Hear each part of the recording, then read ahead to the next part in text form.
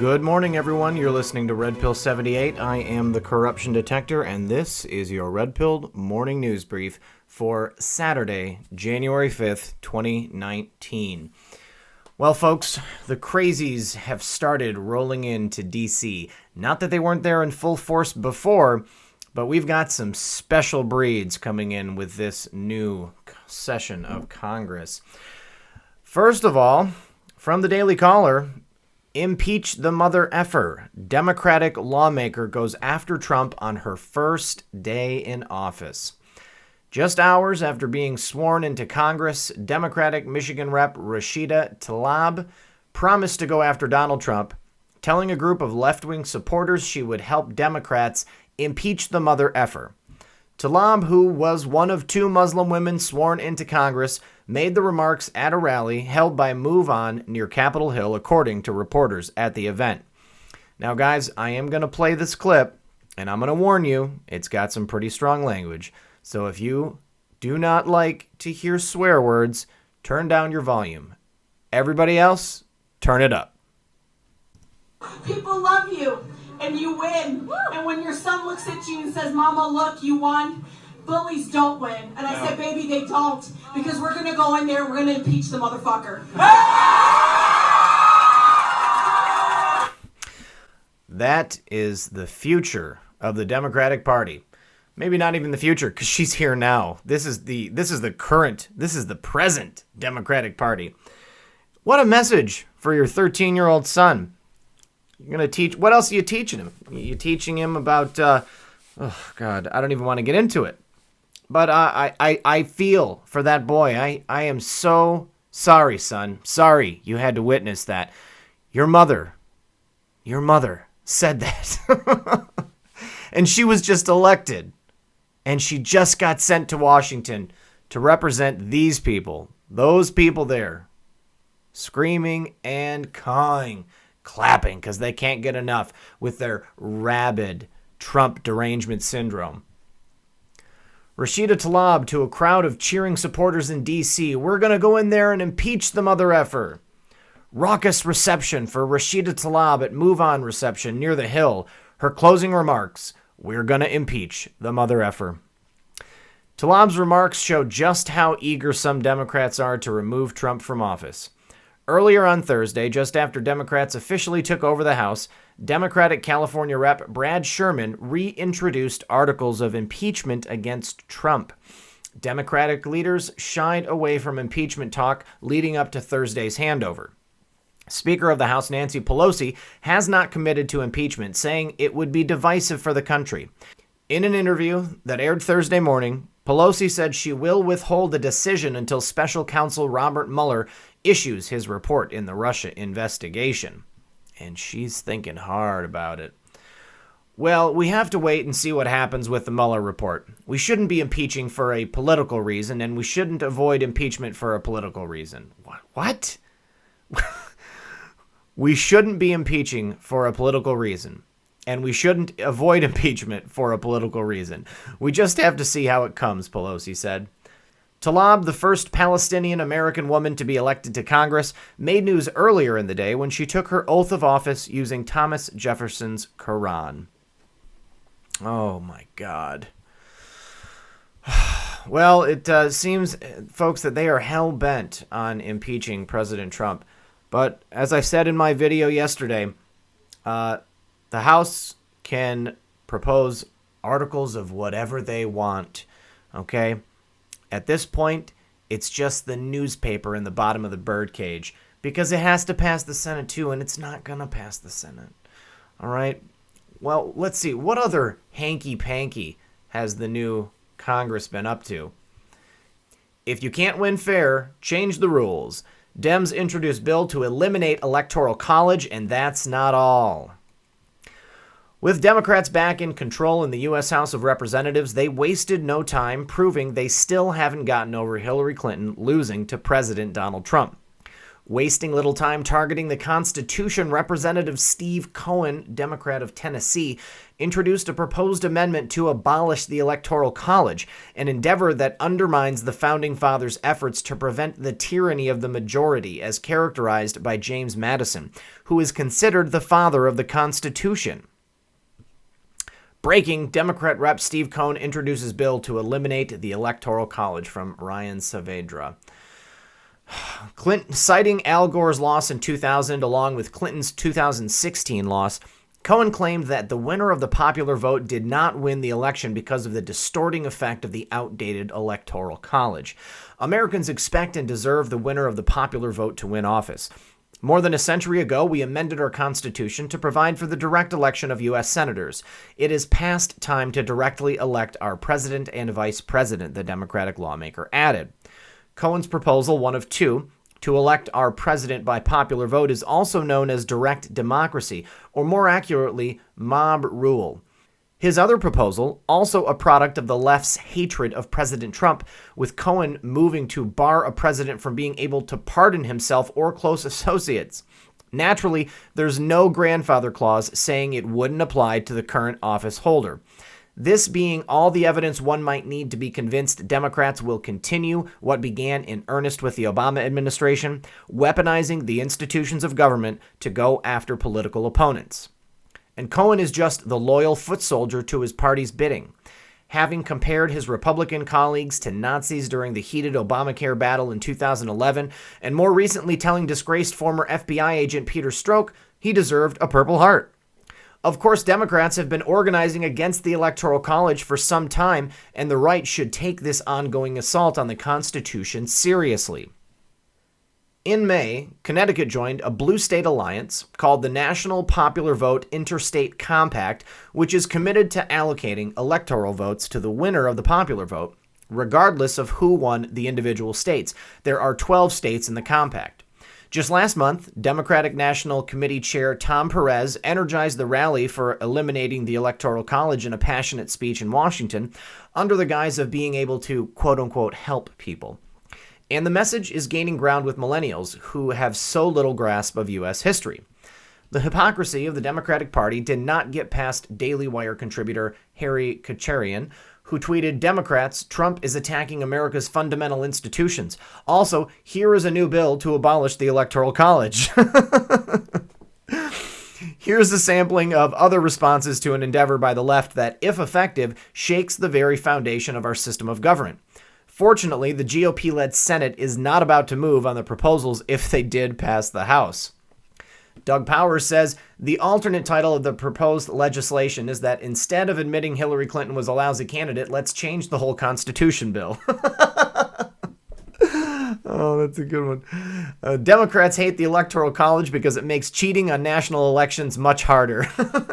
Stealing millions of votes in your area where it is easiest to steal them doesn't help win national elections. Without the Electoral College, 10 million found votes in California swing any election. America is no longer America when our representatives strive to strip us of our rights rather than preserve and defend them. Eliminating the Electoral College is alienating every voting citizen. We cannot let our steadfastly liberal states determine all of our elections. This is what they call show and tell, nothing more than a political statement that will go no farther than this committee. Congressman Cohen is searching for some headlines, basically because that's all he brings to the table. This is just the beginning of the idiocy. Well said, Dennis Mitchell. Dennis the Menace.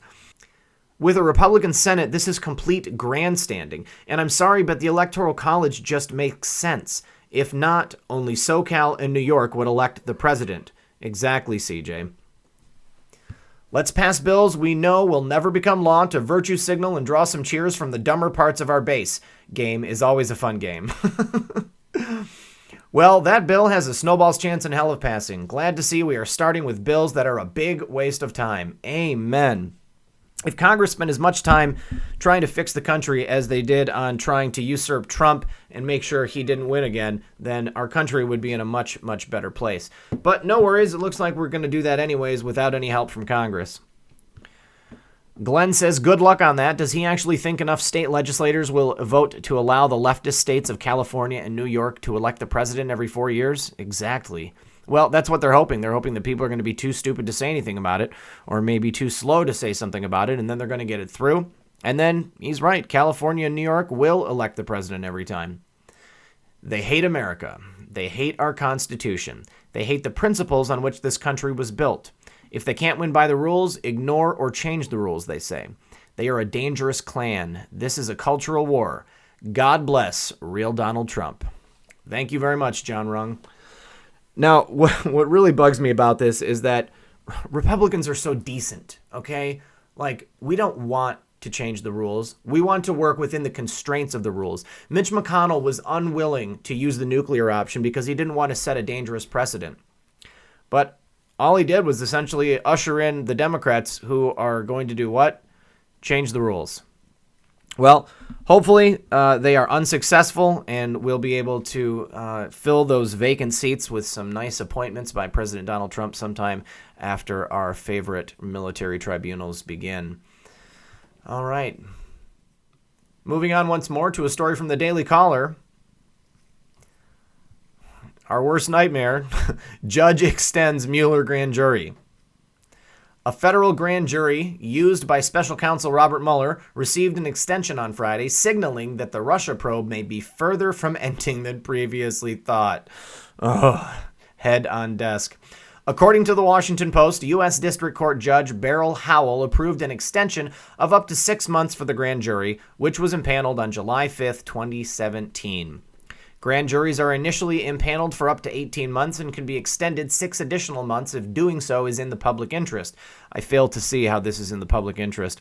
The length of the extension is unclear, but reports have circulated that Mueller is close to ending his investigation, which focuses on possible collusion between Russian government and Trump campaign, as well as possible obstruction of justice on the part of President Donald Trump. Possible. Not even probable. NBC News recently reported that Mueller is likely to submit a final report from his investigation by mid-February. Mueller has made heavy use of the 23-person grand jury, which is working out of D.C. The grand jury has heard from numerous witnesses and returned indictments against 25 Russian nationals, as well as former Trump campaign chairman Paul Manafort. And they never thought these 25 Russian nationals would ever show up in court, but surprise, they did. All right. And in a piece from the Gateway Pundit, this is not a joke. Liz Warren is so upset with government employees out of work, she's donating her salary to foreigners. Oh my God. And she's the smart Democrat. Caucasian Senator Liz Warren is very upset that government employees are not working. In fact, she's so upset, she's donating her salary to foreigners. This is liberal logic in its highest form. Liz Warren says over 70,000 people in Massachusetts have been sent home or are working without pay during the Trump shutdown. Until real Donald Trump reopens the government, I'm donating my salary to HIAS Refugees, a nonprofit that helps refugees and makes our country stronger in the process. HIAS is an organization that supports refugees and alleged refugees. I can't believe that HIAS makes the country stronger. I just don't believe that. If their goal is to help refugees, then all they're doing is importing third world problems into a first world nation. And that hasn't ended up so well, up until this point. So thank you once again, Elizabeth Warren, for reminding us of the stupidity of the liberal left. All right, and one more story for us. This is from BBC News. This is pretty interesting. German politicians targeted in mass data attack. Hundreds of German politicians, including Chancellor Angela Merkel, have had their personal details stolen and published online. Contacts, private chats, and financial details were put out on Twitter that belonged to figures from every political party except the far-right AfD. Data from celebrities and journalists were also leaked. It is unclear who was behind the attack, which emerged on Twitter in the style of an advent calendar last month. German Interior Minister Horst Seehofer said the authorities were working hard to find the perpetrator. There was, he said in a statement, as yet no evidence that German parliamentary or government systems had been compromised. The leak appears to have originated on a Twitter account operated from Hamburg, and the authorities in the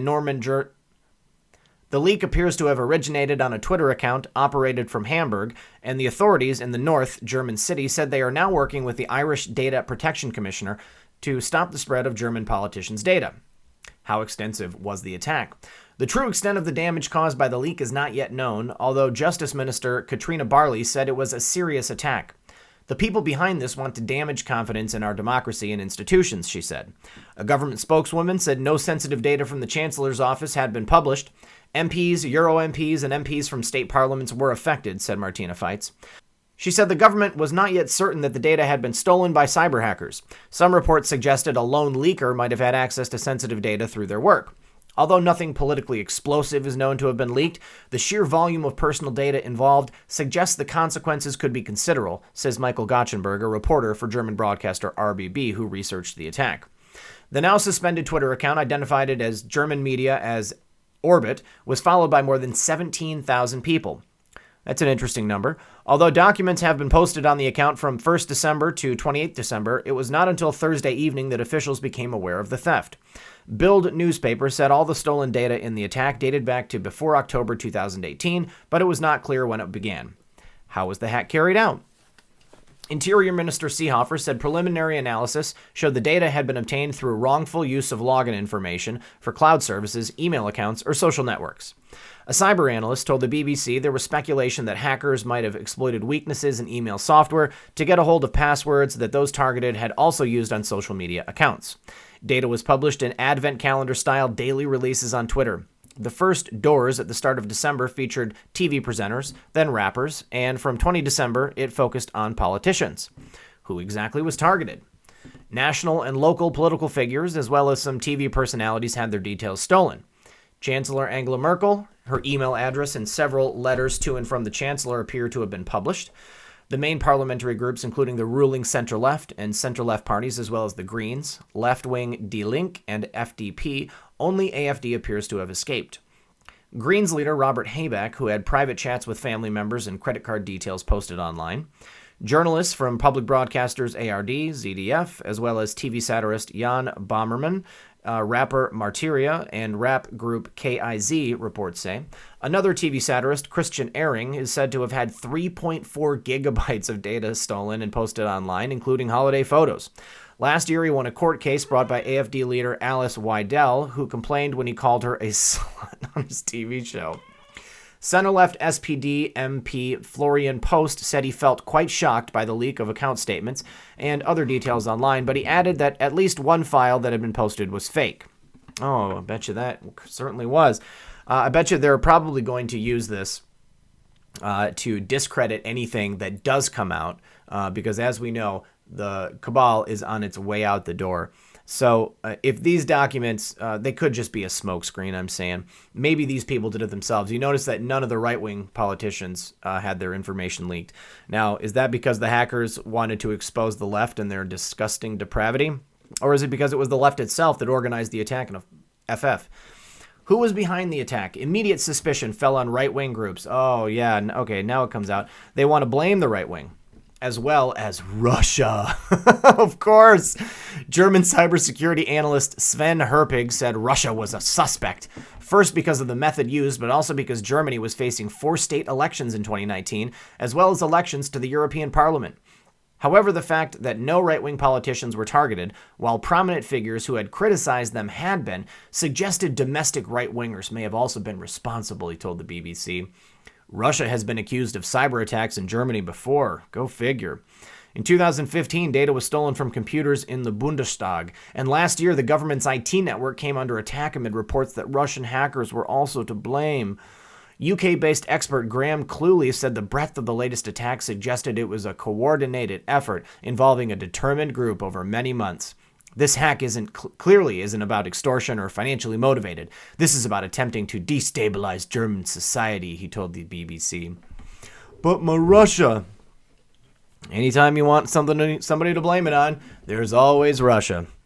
Well, what do you guys think? Do you guys think this is a false leak? Do you think that the German left wing has done this to themselves so that they can discredit anything that does come out in the future? Or do you think that this is a pro-right-wing cyber hacktivist that is releasing these horrible people's information? Please leave your comments down below. Make sure you guys join me later tonight at 9 p.m. Eastern Standard Time for the live stream. We're going to go over some cool stuff.